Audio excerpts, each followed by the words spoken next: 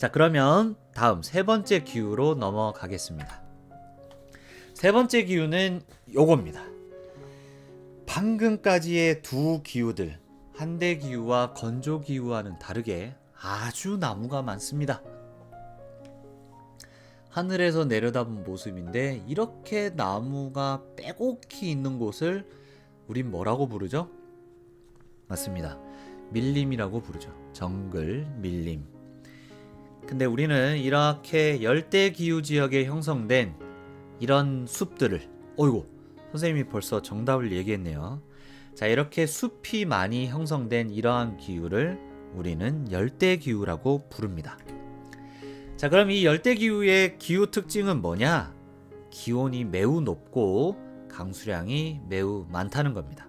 자, 우리나라의 어느 계절과 비슷할까요? 맞습니다. 우리나라의 여름과 비슷하다고 생각하시면 됩니다. 자, 그러면 이 지역의 옷부터 한번 살펴보겠습니다. 여러분, 여름이에요. 그리고 딱 언제를 생각하면 좋냐면 장마철이라고 생각하면 좋아요. 우리나라 여름의 장마철. 엄청 더운데 비도 엄청 내리죠. 비 오면 어때요? 짜증나죠? 짜증 지수 상승하고. 왜 짜증이 많이 나죠? 습해서 그래요. 그래서 결국 열대기후 지역은 기온이 높고 강수량이 높다. 다시 얘기해서 덥고 습하다 라고 생각하면 됩니다. 자, 그러면 이런 지역 사람들은 어떤 옷을 입었을까요? 정답. 안 입는 게 제일 좋죠. 입으면 불편하고 이 찝찝한데 안 입는 게 제일 좋죠.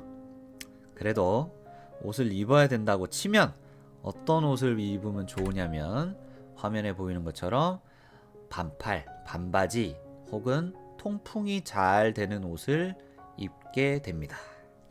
알겠죠? 자, 그 다음 열대기후의 음식 특징을 한번 보겠습니다. 이 열대기후 지역의 음식은 생각해보세요. 한대기후와 건조기후에서는 농사가 잘 안돼서 사냥을 했기도 했고, 그 다음에 극히 일부 지역에서 오아시스 근처에서 밀이나 대추야채를 재배했다면, 이 열대기후 지역의 음식 문화는 완전 달라요. 여기는 아까 그 지역들에 비하면 완전 풍년이죠. 기온도 높고 비도 많이 내려요. 그럼 당연히 뭐가 잘 돼야 될까요? 그쵸?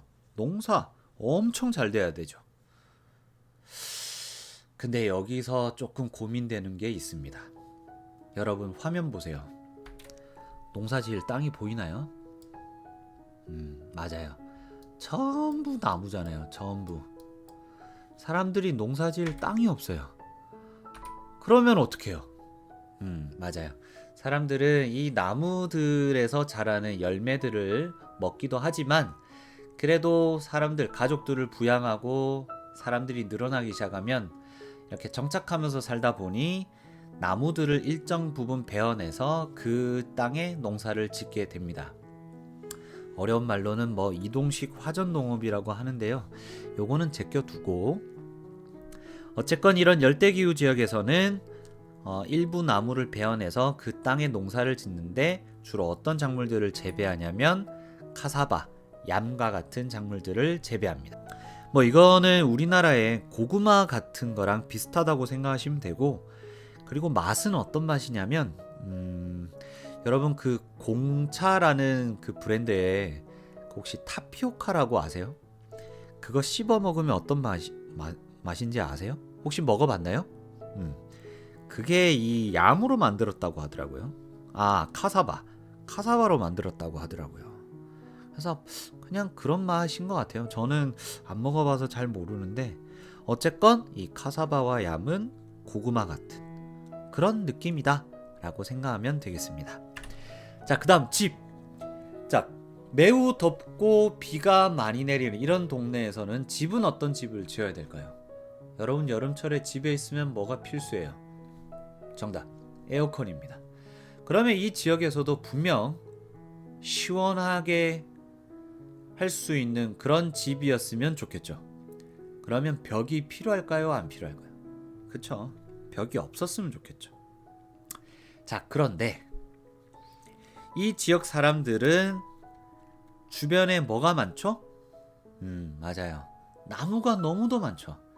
그래서 이 지역 사람들은 나뭇가지와 나무 이파리를 가지고 아주 통풍이 잘 되는 집을 지어서 살고 있습니다.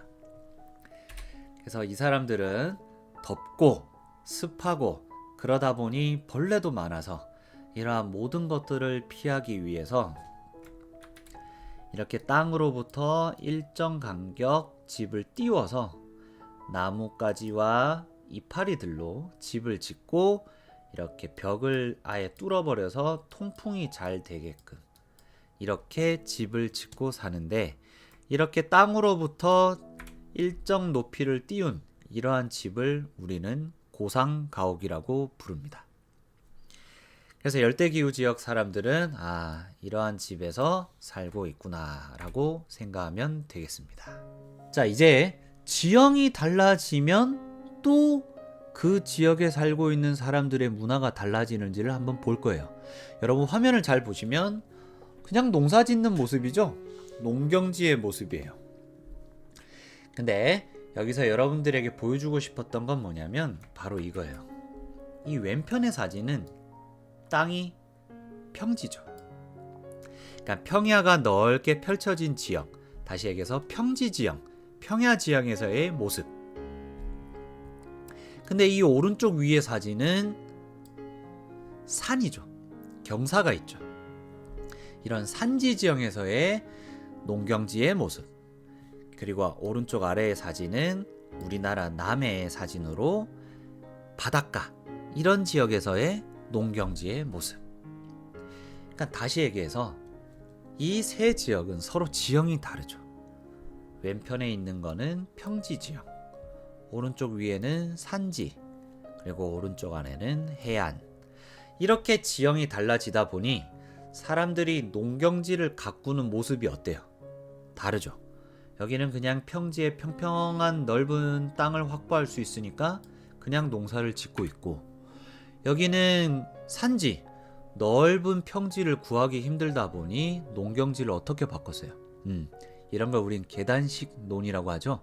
이렇게 계단식으로 만들었고, 이런 해안 지형도 이 산지 지형과 마찬가지로 넓은 평지를 구하기 힘들다 보니 계단식으로 농경지를 만들게 됩니다.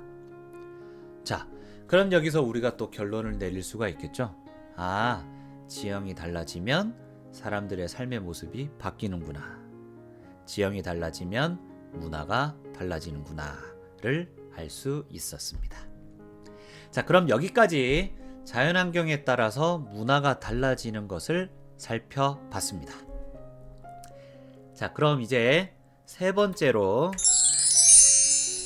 인문환경이 달라지면 문화가 어떻게 달라지는지, 인문환경의 세부적인 요인들, 4가지 요인들을 한번 살펴보도록 하겠습니다. 자, 여기부터는 간략하게 볼 거예요.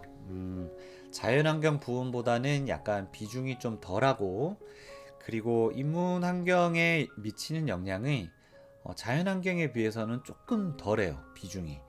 그래서 여러분들이 이 부분에서는 조금 가볍게 이렇게 쭉 훑어본다는 식으로 생각하셔도 될 것 같아요. 자, 우선 첫 번째는 이런 겁니다. 경제 발전 수준이 달라지면 나라마다, 지역마다 문화가 서로 다를 수 있다는 거예요. 화면에 보이는 것처럼 경제 발전이 워낙 많이 진행되고 발전 정도가 높아질수록 이런 현대화된 모습이 더욱 나타난다는 거죠. 근데 상대적으로 경제 발전 정도가 좀 덜하다, 낮다, 그러면 이런 현대적인 모습보단, 이런 현대화된 모습보단 좀 어떤 시골, 그리고 덜 현대화된 모습이 나타난다는 거예요. 그렇다고 해서 여러분 너무 흥분하지 마세요. 이건 단순히 일반적인 얘기일 뿐입니다. 어쨌건 경제 발전 정도에 따라서도 이렇게 문화가 달라질 수 있다. 자, 그리고 두 번째는 뭐냐면 사회 제도와 규범에 따라서 문화가 달라지기도 합니다. 화면에 보이는 것처럼 우리나라 그리고 외국에서도 결혼 문화가 시간이 변함에 따라, 혹은 사람들의 생각, 사회 제도, 규범 이런 게 변하면서 결혼 문화도 바뀌고 있고, 나아가서는 장래 문화도 많이 바뀌고 있죠. 이렇게 사회 제도와 규범이 바뀌면 또 문화가 달라질 수 있다는 거죠. 그 다음 세 번째는 교통과 통신의 발달에 따라서도 문화가 달라질 수 있다는 겁니다. 여러분 아까 처음에 봤던 드라이브 스루 사진이고요. 오른쪽 위에는 마케땡리, 그리고 오른쪽 아래는 배땡 민족이죠. 네, 이런 것들이 결국 교통과 통신이 발달한 곳에서만 이런 문화들이 형성될 수 있다는 거예요. 배달 문화, 새벽에 배송되는 문화, 이런 것들이, 그리고 차에서 바로 주문하고 받을 수 있는 이러한 삶의 양상, 형태들이 교통과 통신이 발달한 곳에서만 가능하다는 거죠. 그러면 교통과 통신이 발달하지 못한 곳은 이러한 문화가 나타나지 않겠죠. 그래서 결국 교통과 통신의 발달 정도도 문화 차이의 원인이 된다는 겁니다. 자, 그리고 그 다음은 화면에 보이는 것처럼 그 다음 요인은 종교입니다. 종교가 다르면 문화가 다르죠.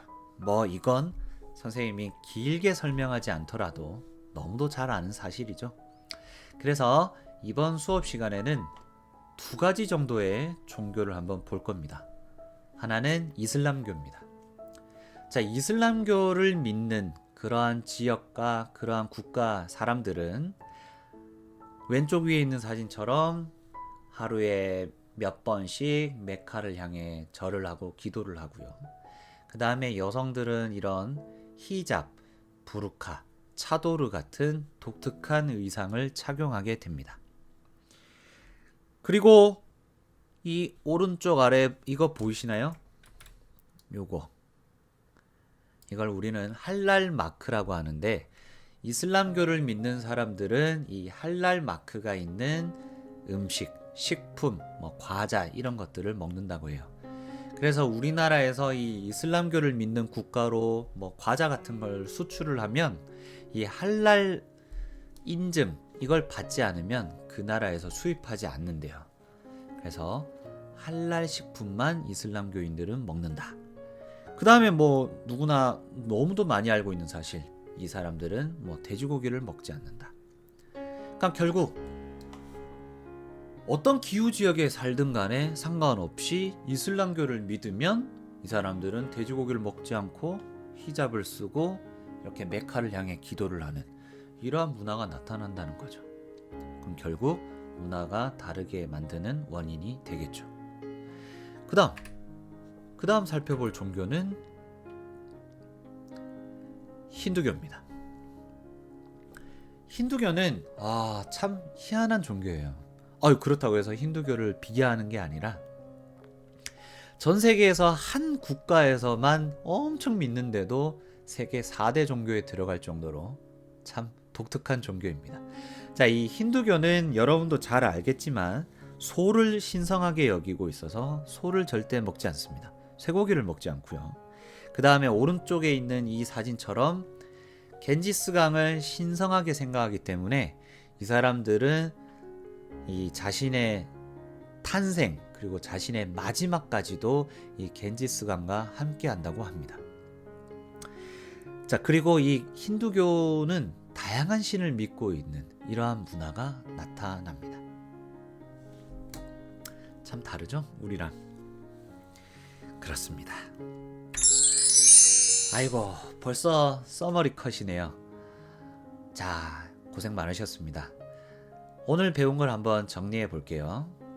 자, 오늘 배운 수업 내용은 한 문장으로 요약하면 이런 거죠. 문화가 지역마다 달라지는 이유가 뭘까요? 그거에 대한 답변이 오늘 수업 내용의 핵심이겠죠. 여러분은 오늘 수업 내용을 잘 들었다면 크게는 두 가지로 이유를 말해야 되겠죠. 하나는 자연환경, 두 번째는 인문환경. 그리고 좀 더 뛰어난 학생이라면 이 각각의 세부적인 요소들을 얘기할 수 있겠죠. 자, 그래서 6가지로 한번 답해 봅시다. 문화가 지역마다 달라지는 이유 6가지.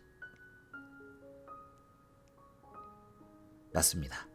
자, 자연환경부터 순서대로 6가지를 이야기하면 문화가 지역마다 달라지는 이유는 첫째, 기후가 달라서, 두 번째, 지형이 달라서, 세 번째, 경제 발전 정도가 달라서, 네 번째, 사회 제도와 규범이 달라서, 다섯 번째, 교통과 통신의 발달 정도가 달라서, 그리고 끝으로 종교가 달라서 이렇게 정리할 수가 있습니다. 자, 오늘 뭐 선생님과의 수업은 끝났지만 여러분들이 만약 복습을 한다고 하면 이러한 이유 때문에 그 지역에서는 어떤 문화가 나타나는지 이런 패턴으로 여러분이 이 단원, 이 소단원을 공부하시면 될 것 같아요. 아이고, 오늘도 고생 많으셨고요. 아무쪼록 여러분들이 좋은 성적을 거두고 보람찬 학교 생활을 할 수 있기를 기원하면서 저는 또 다음 수업 영상과 함께 돌아오겠습니다. 고생하셨습니다. 안녕.